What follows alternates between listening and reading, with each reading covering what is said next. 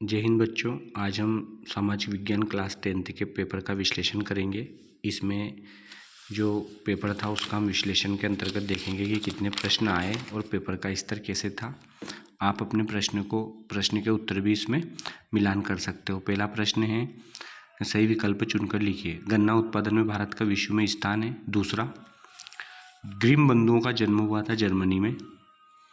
Hindustan socialist Republican army की स्थापना की गई 1928 में। उसके बाद पेपर बहुत कठिन स्तर का था, मतलब सोचा नहीं था कि ऐसा पेपर आएगा, ऐसा पेपर आ गया। और आप लोगों को मैं सच में आपके हौसलों की मैं जितनी तारीफ़ करूँ उतनी कम है कि आप लोगों ने ऐसे पेपर को किया। पर थोड़ा सोच समझ के आपको इसमें करना था, घबराने वाली बात नहीं थी। छापा खाना प्रगति का सबसे ताकतवर औजार है और इससे बन रही जनमत की आंधी से निरंकुशवाद उड़ जाएगा। किसने कहा था? लुई मर्सियर ने ये कहा था। हम लैंगिक विभाजन की बात करते हैं तो हमारा अभिप्राय होता है समाज द्वारा स्त्री और पुरुष को दी गई असमान भूमिका। ये प्रश्न वैसा का वैसे आ गया जैसे मैंने आपको बताया था। ऋण का औपचारिक स्रोत क्या है? सहकारी समितियां। ये भी आ गया, सहकारी समितियां हमने आपको स्रोत में बताया था, एक वीडियो था पूरा इसके ऊपर। इसके अलावा रिक्त स्थान की पूर्ति कीजिए। अंतर्राष्ट्रीय स्तर पर संसाधन संरक्षण की वकालत 1968 में क्लब ऑफ रोम ने की।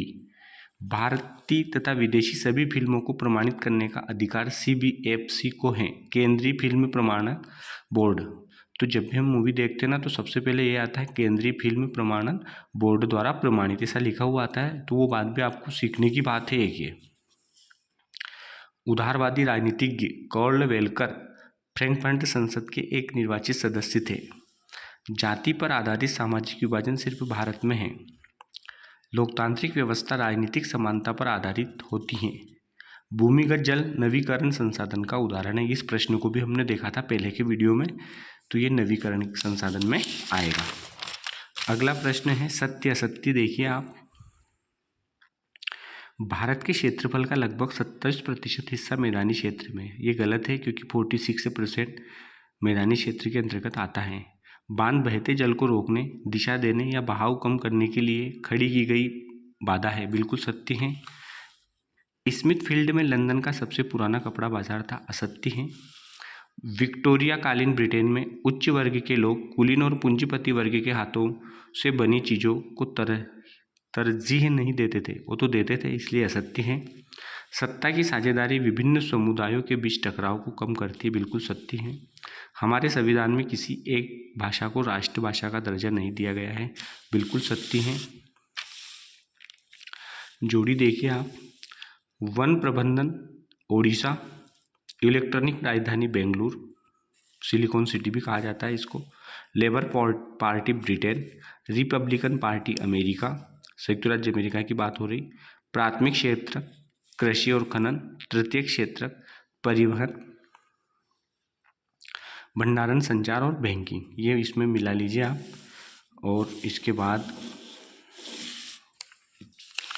अगले प्रश्न है एक वाक्य में, उपभोक्ता उद्योग क्या है? अब उपभोक्ता उद्योग तो मतलब इतना कठिन नहीं था, आप इसको कर सकते थे। जो उत्पादन उपभोक्ताओं के सीधे उपयोग हेतु करते हैं, जैसे चीनी, दंतमंजन, पंखे आदि, जिसे जो हम दैनिक उपयोग में लाते हैं। भाई भोंसले कौन थे? बम्बई के ट्रेड यूनियन कार्यकर्ता थे। असम का लोकप्रिय गीत ओ मोर अपुनर देश किसने लिखा? लक्ष्मीनाथ बेल्जियम में सामुदायिक सरकार का चुनाव कौन करता है? एक ही भाषा बोलने वाले लोग करते हैं। मानव विकास सूचकांक कौन सी संस्था जारी करती है? UNDP, संयुक्त राष्ट्र विकास कार्यक्रम। ये प्रश्न भी वैसा का वैसे ही आ गया। विश्व व्यापार संगठन का ध्येय क्या है? अंतर्राष्ट्रीय व्यापार को उदार बनाना। ये भी बिल्कुल वैसा का वैसा ही आ गया। मतलब इतने कठिन पेपर में से भी इतने प्रश्न आ गए। प्रश्न 7 है, रोपण कृषि की 2 विशेषता लिखिए। ये भी ऐसा का वैसा ही आ गया। प्रारंभिक जीवन निर्वाह कृषि की 2 विशेषताएं लिखिए। मोटर गाड़ी उद्योग किसे कहते हैं? सहकारी उद्योग किसे कहते हैं? सहकारी उद्योग मतलब जो सहकारी समितियों द्वारा चलाए जाते हैं। मोटर गाड़ी उद्योग जो जहाँ पर मोटर गाड़ी से संबंधित वस्तुओं का निर्माण किया जाता है। उत्तर पूर्वी राज्यों में वायु परिवहन अधिक महत्वपूर्ण क्यों है? क्योंकि उत्तर पूर्वी राज्यों में पहाड़ी क्षेत्र होने के कारण वहाँ सड़क मार्ग और रेल मार्ग बनाना कठिन है, इसलिए वहाँ पर वायु परिवहन अधिक महत्वपूर्ण है। नॉर्थ ईस्ट सेवन सिस्टर जो इनकी बात हो रही, प्रधानमंत्री ग्राम सड़क परियोजना से क्या आशय है? गाँव को जोड़ना, एक गाँव को दूसरे गाँव से प्रधानमंत्री सड़क योजना चली थी, उससे गाँवों को जोड़ना। गांधी जी ने हिंद स्वराज में स्वराज्य प्राप्ति का क्या साधन बताया? गिरमिटिया मजदूर किसे कहा जाता है? ये वीडियो में से ऐसा कैसे, मतलब ऐसा कैसे प्रश्न आ गया, गिरमिटिया मजदूर किसे कहा जाता है? अगला है, जब हम कहते हैं कि 16वीं सदी में दुनिया सिकुड़ने लगी थी, तो इसका क्या मतलब है? प्रथम विश्व युद्ध को औद्योगिक युग क्यों कहा जाता गया, लिखिए। क्योंकि प्रथम विश्व युद्ध में औद्योगिक युद्ध इसलिए कहा गया क्योंकि उस समय बहुत सारी उद्योगों से बनी हुई राइफल्स, कारतूस, इनकी डिमांड बढ़ गई थी। 19वीं सदी के अंत में बुनकरों और कारीगरों के सामने क्या समस्या आ गई? ये नहीं आया, लेकिन ये गुमास्ता के 2 कार्य लिखिए। तो गुमास्ता किसे कहते हैं? तो उसमें मैंने आपको बताया था कि गुमास्ता के कार्य, तो ये गुमास्ता वाला प्रश्न ऐसा कैसे आ गया? मुद्रण संस्कृति ने फ्रांसीसी क्रांति को किस प्रकार प्रभावित किया? ये नहीं आया, लेकिन ये आ गया। राष्ट्रवादी समाचार पत्रों के दमन में वर्नाक्यूलर प्रेस एक्ट की भूमिका को समझाइए। ये प्रश्न बिल्कुल सेम टू सेम आ गया। राजनीतिक दल अपना कामकाज बेहतर ढंग से करे, इसके लिए उन्हें मजबूत बनाने में अपने 2 सुझाव दीजिए। ये नहीं आकर ये देखो ऐसा कैसे प्रश्न आ गया, शपथ पत्र से क्या आशय है समझाइए। ये प्रश्न बिल्कुल वैसा का वैसा ही आ गया। लोकतांत्रिक शासन व्यवस्था अन्य शासन व्यवस्था से बेहतर क्यों है? ये प्रश्न भी आ गया। सरकार के बारे में जानकारी प्राप्त करने के आपके पास कौन कौन से स्रोत, लिखिए। ये नहीं आया, पर इसमें आ जाएगा सूचना के अधिकार के तहत टेलीविज़न के द्वारा, विधानसभा लोकसभा का जो वो होती है उसके द्वारा हम जानकारी प्राप्त कर सकते हैं।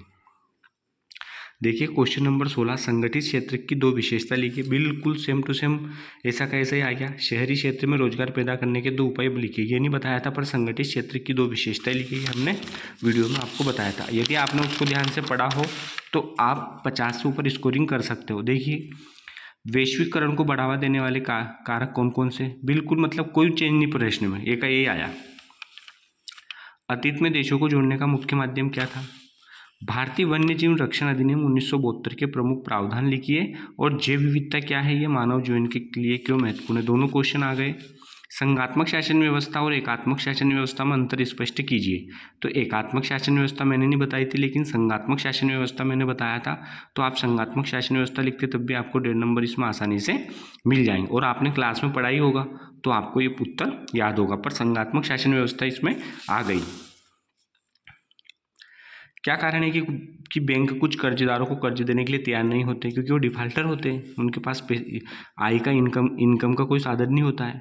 हमें भारत में ऋण के औपचारिक स्रोतों को बढ़ाने की क्या ज़रूरत है? क्योंकि ये अनौपचारिक लोग क्या करते हैं, ज़्यादा ब्याज दर पर पैसे देते हैं। औपचारिक स्रोत क्या होते हैं, वो कम ब्याज पर पैसे देते हैं।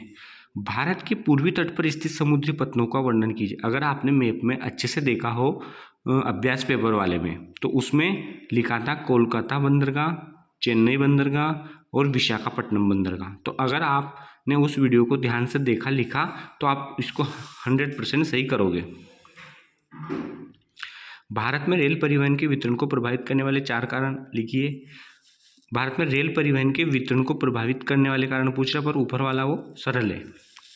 प्रथम विश्व युद्ध ने भारत के राष्ट्रीय आंदोलन के विकास में किस प्रकार योगदान दिया? व्याख्या कीजिए। तो प्रथम विश्व युद्ध और राष्ट्रीय आंदोलन के बारे में लिखा था, बताया था मतलब, तो आप उसमें से इसके आंसर को लिख सकते हो। सविनय अवज्ञा आंदोलन में महिलाओं की भागीदारी को उल्लेख कीजिए। सविनय अवज्ञा आंदोलन तो पूरा लिख दिया था, लेकिन उसमें महिलाओं की भागीदारी में नहीं बता पाया था। अब हम बात करते हैं मैप की। भारत के मानचित्र में निम्नलिखित को दर्शाइए। सच में भी कभी सोचा नहीं था कि इतना कठिन वो बनाएगा, लेकिन आपने सतपुड़ा 9th में पढ़ा होगा सोशल साइंस में। और तलचर मैंने बताया उसमें से आया बस 1 तलचर ही आया, 3 नहीं आ पाए।